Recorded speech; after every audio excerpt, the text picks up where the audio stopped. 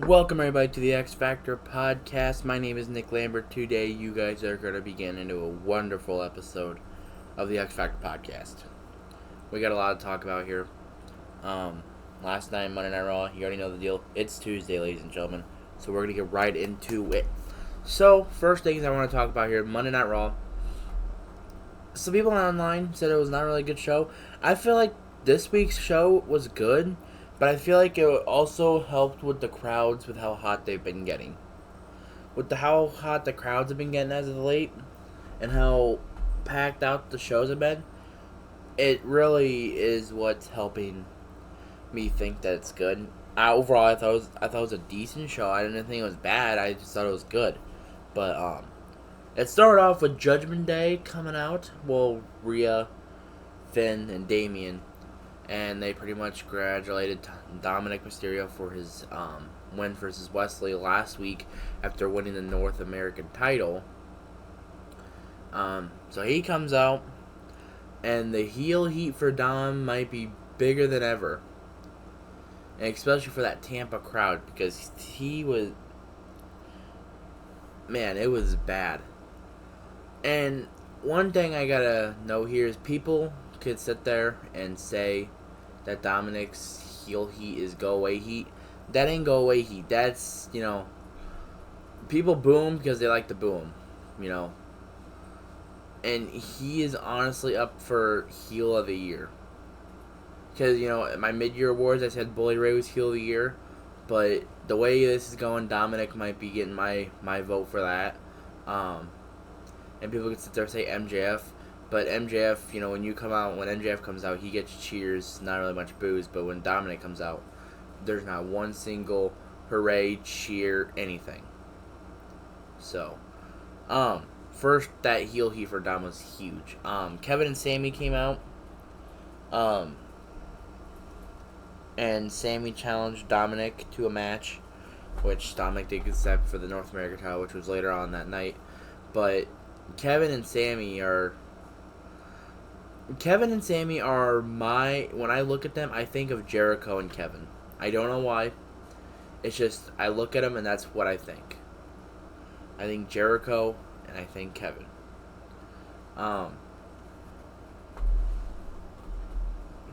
They work just so well together.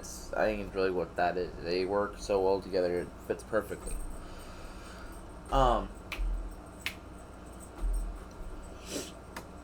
But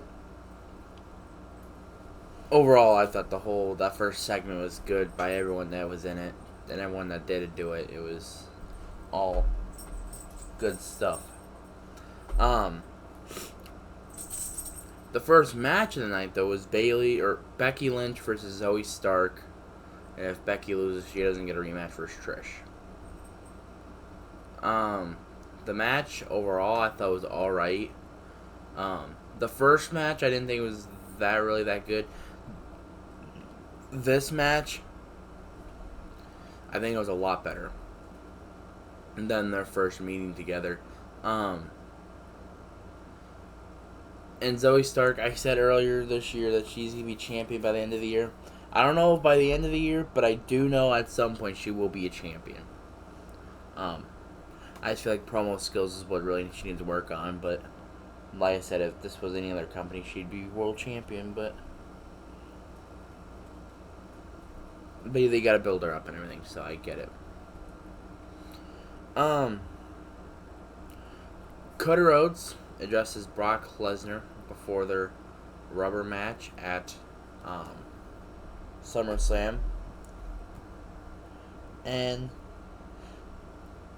like I'm always gonna say, Cody Rhodes is one of the best talkers in the business. Outside of Roman Reigns, one of the best talkers in the business. Overall, that promo I thought was really good. Shows passion like always. Nothing really much to really say. I think when it comes to this Brock Lesnar match that's coming up, and the fact that I don't think they're making it act like there's no stipulation to the match, which if there isn't, I think it's stupid because of how brutal these two have been getting at each other. this match deserves to have some sort of stipulation. Regardless of what it is. But if there's no stipulation, it's kind of going to wear me out a little bit, because they need because of the what happened in the first match with Brock and Cody, with Brock getting busted open. Cody pretty much not tapping, but he passed out.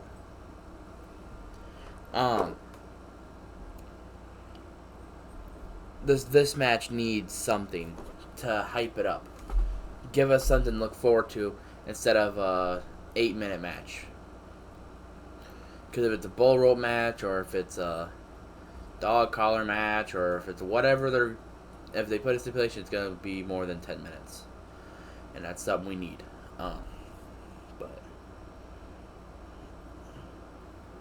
The next match, Dominic Mysterio versus Sami Zayn, North American title. And this match, I thought it was a pretty good match.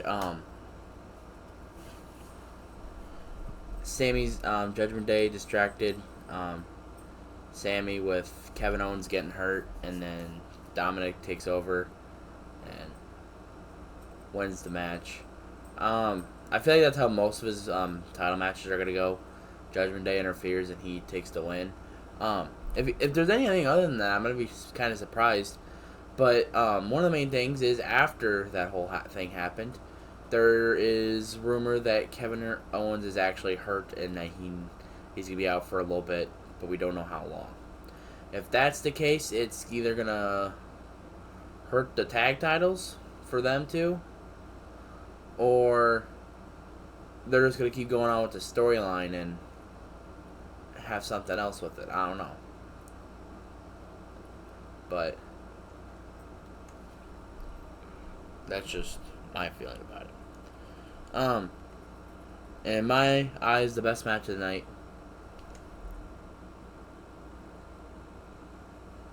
Tommaso Ciampa versus Bronson Reed. And this match hyped, and the first couple weeks of having Bronson Reed on the roster, Bronson Reed did not have long matches. They were like about 4 or 5 minutes long.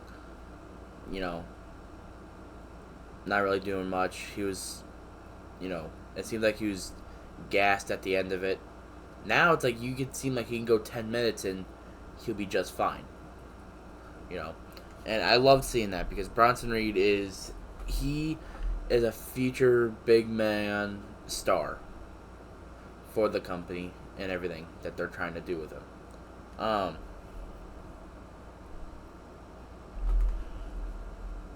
But one thing that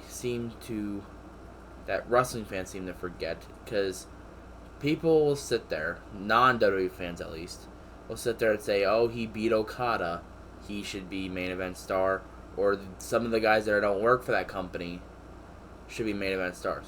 You gotta sit there and think. If you're from a different company, not many people are if you're just watch WWE and you see a new guy coming in, not many people are gonna know who you are. So you gotta build him up. Kind of like with Brian Pillman coming in. He's gonna be in NXT, obviously. You gotta build him up.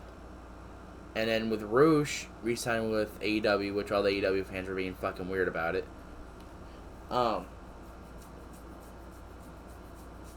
If Roosh would have decided to go the other direction, go to NXT, he would still have to be go to WWE. He'd still be in NXT, because they need to build him up. Just because they're main stars in one company doesn't mean that they're going to be the main stars in another company. The one WWE has, their stars are their stars. AEW stars, some of their big name stars, some of them would be mid-card guys in WWE. Let's just be honest here. And that's because they're not properly booked like a WWE star. And that's just the reality of it.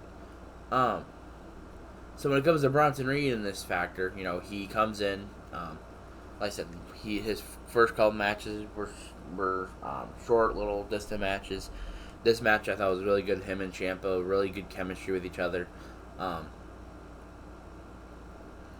Ciampa, he's looking a lot better now than what he did last year with the Miz and all that bullshit. So the match overall I thought was really good, and I'm really conflicted to see what they're gonna do with Ciampa and Shinsuke, with Shinsuke getting involved in distracting Ciampa, which obviously it's gonna lead up to a match at some point. But on another note here, Rhea was supposed to face Liv Morgan. Before the match, Rhea pretty much beat Liv up badly.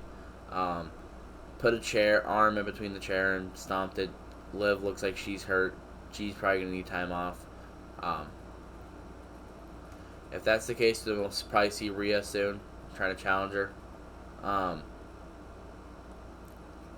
another thing with Rhea, I've seen people talk about how she needs to have more matches. She needs to defend the title more often.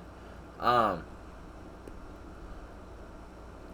had a problem with that at first, but if you think about it, her doing this to the women's roster is pretty much, it's helping a lot.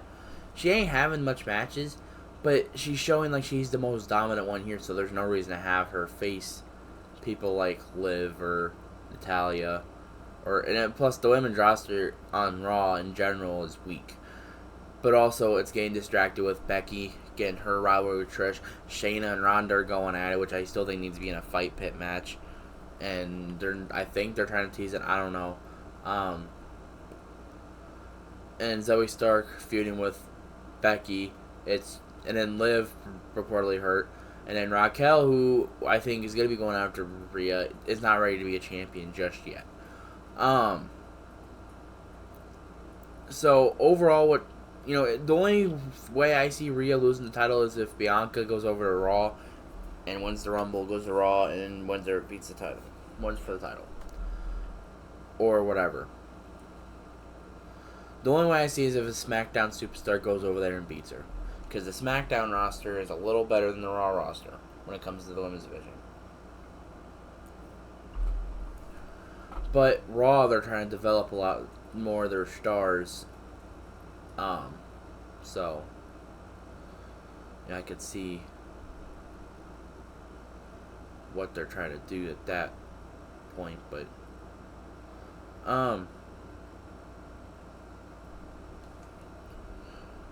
other than that, though, Ricochet, Logan Paul, you already knew last time we had this segment between them two, I said they don't need to be on having that much TV time. They didn't have that much TV time today, or yesterday, which I feel like was the best option.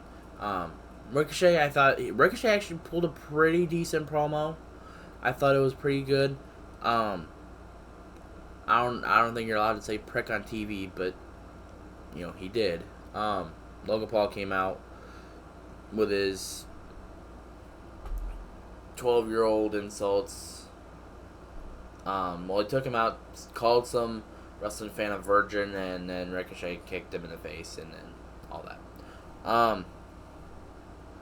Like I said, I think that's probably what they needed the first one. The match overall I think is to be good. I don't think we really need the match. I think it's to be good though.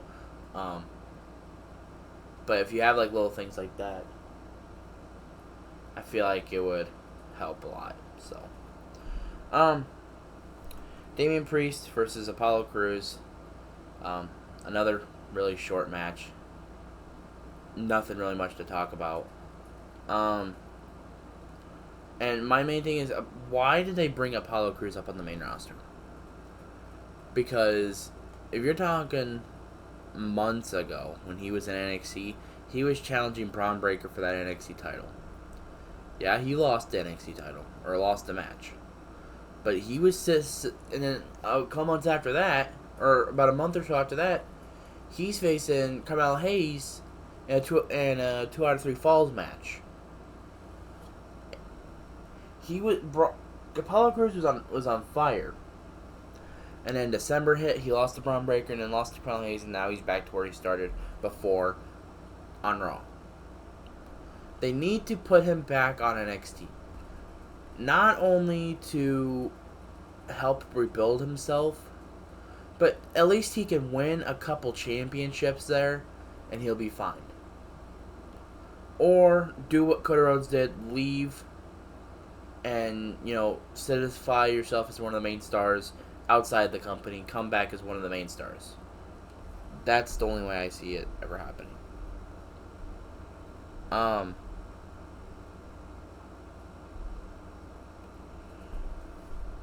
But Apollo Crews, there's no reason to have him on the main event. He's such a talent that there's no reason to have him, just getting put in like matches just for fillers, and he's losing.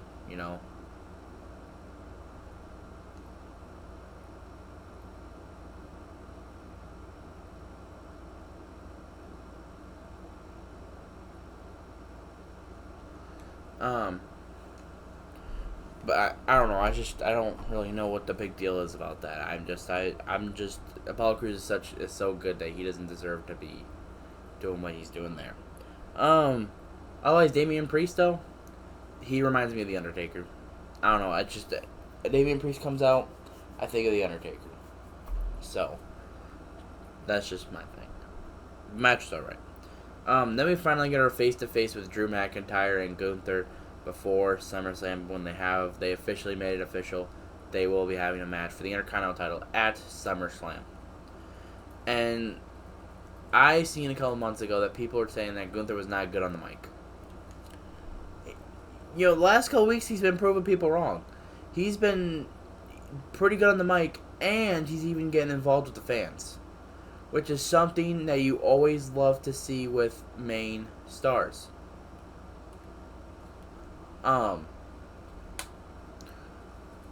It's it's just one of those things. It's Gunther and Drew. They're gonna have a banger match. And Gunther with promos, I think he is getting a lot better than what he was a couple months ago, or almost a year ago at that point.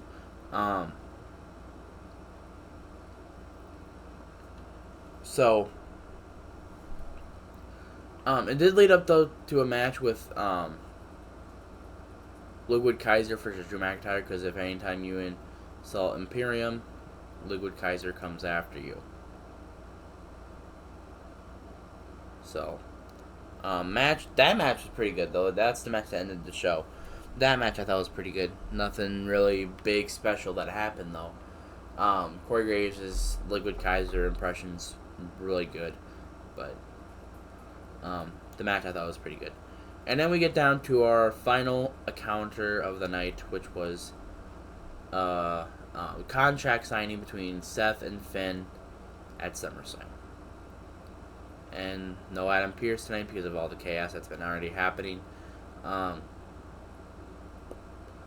And that, I thought it went pretty good. I thought they both had some good things to really talk about. And I love that they keep mentioning in the last 7 years with Finn Balor.